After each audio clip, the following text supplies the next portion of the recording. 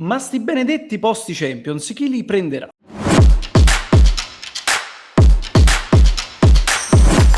Buongiorno ragazzi, è assodato che il campionato ormai si è concluso per quanto riguarda la corsa scudetto, è ancora nel vivo, molto più intrigata invece la corsa Champions e la corsa per le posizioni dell'Europa, Europa League, Conference League, c'è la finale di Coppa Italia che può spostare un po' gli equilibri, c'è la lotta salvezza che, attenzione perché questa sarà una giornata cruciale. Ci sono 9 punti in palio, 9 punti in palio a 3 giornate dalla fine, e come al solito noi ogni venerdì cerchiamo di fare un po' la preview della giornata, darvi consigli per il fantacalcio, dirvi un po' i risultati esatti, darvi quanto più possibile i giocatori che potrebbero portare dei bonus, assist o gol. E come dicevo ragazzi, questa giornata qua è una giornata importante, soprattutto per la corsa dei primi 4 posti, i restanti 3 perché l'Inter ormai è assodato che in Champions ci sta. Come al solito ragazzi vi invito a iscrivervi ai nostri canali social, cliccate sul mi piace, dateci soprattutto l'hype sui telefoni, sui cellulari che potete smanettare, potete mettere l'hype e far diventare un po' più virale il nostro video, mettete mi piace se vi piace il video. E io inizierei subito col condividervi le formazioni che ci dà fantacalcio.it.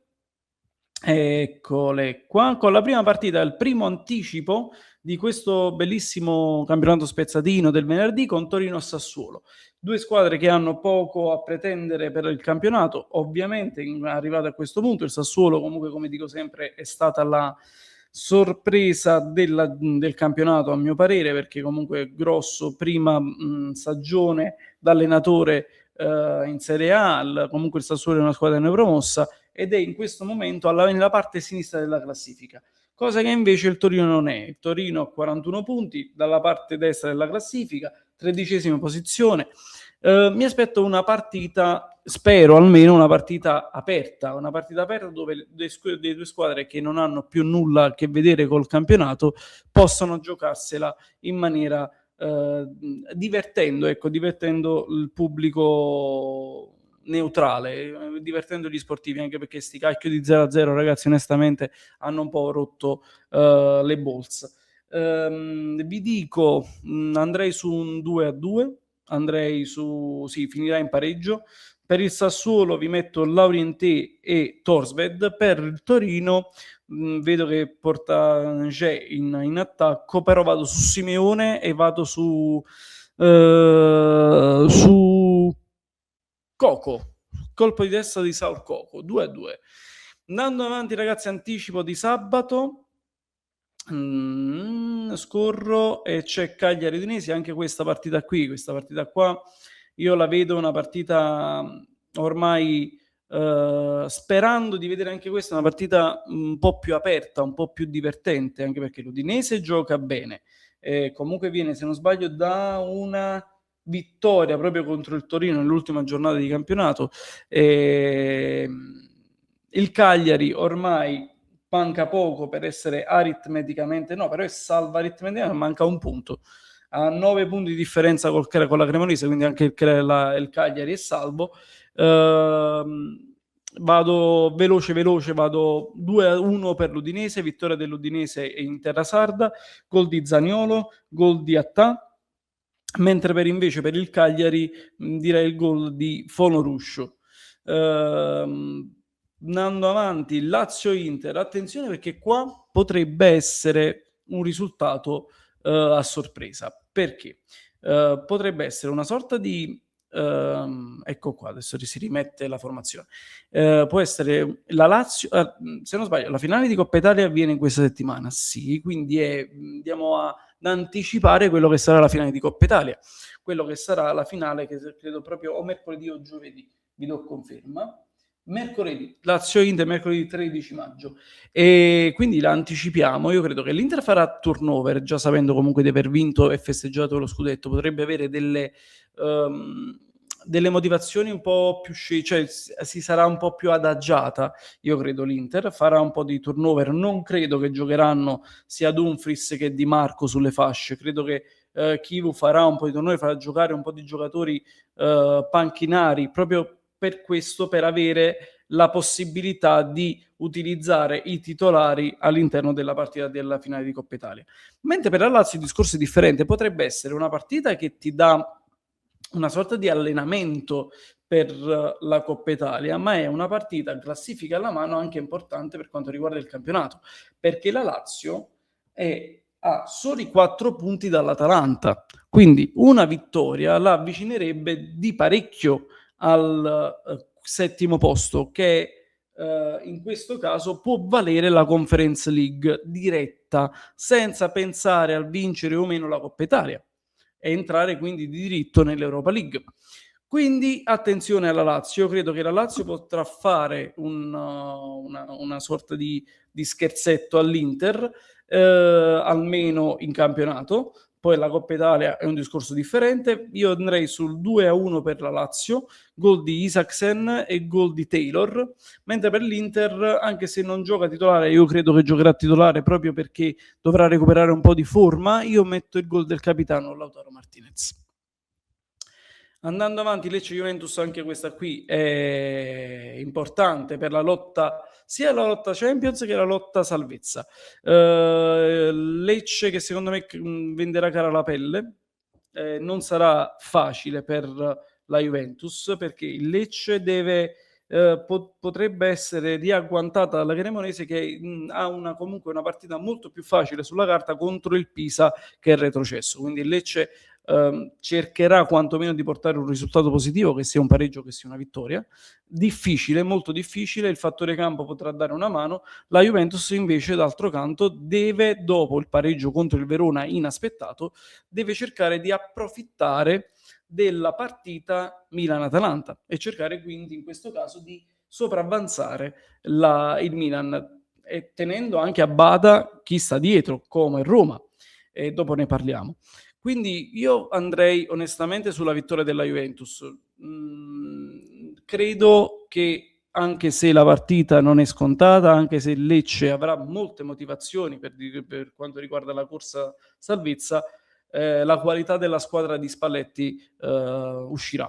Quindi andrei sul gol di Vlahovic, che lo porta titolare ed è l'attaccante che secondo me serve a questa Juventus per fare un qualcosa in più, e poi andrei su Concesao e andrei anche su Ildiz, mentre quindi 3-0. Se invece dovesse segnare qualcuno per il Lecce, ragazzi, metterei Pierotti.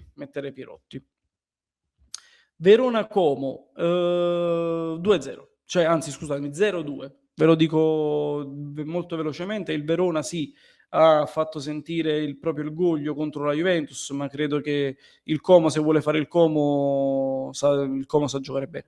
Gli ariani sanno giocare, sanno metterti alle corde, l'abbiamo visto in più partite, l'abbiamo visto pure contro il Napoli, a noi ci è andata bene con lo 0-0, ma credo che il Como farà di un suo boccone del Verona, ne metterà alle corde. E il Verona, ovviamente, come già sappiamo, è retrocesso, ha cacciato un po' di orgoglio, un po' di tenacia contro la Juventus, si è salvata tantissimo grazie alle parate di Montipò, ma credo che contro il Como sarà difficile. Ritorno al gol di Nico Paz e gol di Duvikas. Mi piace tanto Duvikas, devo dire la verità. 2-0 per il Como, come dicevo. Verona, se dovesse segnare qualcuno, io andrei su Suslov. Cremonese-Pisa, come dicevo in precedenza, questa sarà una partita importantissima per la lotta per la salvezza, e io credo che Vardy, tornando nuovamente titolare dopo un po' di tempo, possa in questo momento, cioè è qua che devi vedere il campione, anche se con 39 anni, quasi 40 anni, comunque è qui che bisogna vedere sul campo la stoffa, la vera stoffa. Credo che Vardy, se giochi titolari, possa portare i 3 punti per la Cremonese, che saranno vitali perché devi approfittare di una partita che è veramente alla portata, con un Pisa che è retrocesso. E io andrei sul 2-0, andrei con Vardy, andrei con Malé. Mi aspetto i 3 punti della Cremonese, mi aspetto la cura di mister Giampaolo. Fiorentina-Genoa, ragazzi, Fiorentina-Genoa, Come detto anche nelle prime due partite, io mi aspetto che partite del genere, di squadre che sono lì tranquille nel campionato, che non hanno nulla più da chiedere al campionato, possano quantomeno giocarsela a viso aperto, giocarsela per far divertire, per divertirsi, per fare in modo che anche alcuni giocatori si possano mettere in evidenza. Quindi io spero che ci sia una bella partita. Io credo che la Fiorentina possa avere un moto d'orgoglio dopo la batosta presa contro la Roma 4-0, gioca anche in casa, 3-2 per la Fiorentina, ma sì, ritorna il gol di Gudmundsson, gol di Salomon e gol di Fagioli, mentre invece per il Genoa andrei su Ellerson e Colombo sul rigore, ma sì. Poi Parma-Roma, ritorniamo sulla corsa Champions, ragazzi. Questa partita qua io credo che la Roma sulla scia della partita contro la Fiorentina possa fare di un solo boccone il Parma. Non è facile ovviamente giocarsela col Parma perché è tutto arroccato dietro, gioca bene a livello difensivo, ma credo che la Roma sia portata anche da questa hype per la corsa Champions ritrovata, perché fino a poco tempo fa, fino a 2 settimane fa, sembrava tutto scoppiato, dal caso Ranieri alla corsa Champions persa. Invece adesso si ritrova a un solo punto dalla Juventus, il quarto in classifica, a 3 punti dal Milan che è terza in classifica, quindi paradossalmente la Roma può anche arrivare al terzo posto. Ai punti potrebbe anche arrivare al secondo posto, ma essendo anche tifoso napoletano, essendo comunque anche a volte abbastanza obiettivo, credo di no. Però potrebbe ai punti arrivare anche al secondo posto, quindi perché non crederci? E lo scoglio da superare soprattutto sarà quello contro il Parma. Credo che sarà un netto 2-0. Se dovesse segnare qualcuno per il Parma andrei su Strefezza, mentre invece per la Roma io andrei su Sule e su Conè.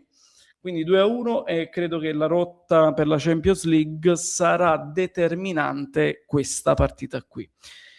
Una partita dove devo dire la verità, ragazzi, nella corsa Champions credo che il Milan è quella che più la vedo al di fuori delle prime 4 posizioni, perché sta avendo un calo di rendimento sia a livello di prestazioni che a livello di risultati. Sta avendo un calo di rendimento anche a livello proprio di individualismi, di giocatori. Manca anche Modric, che è infortunato.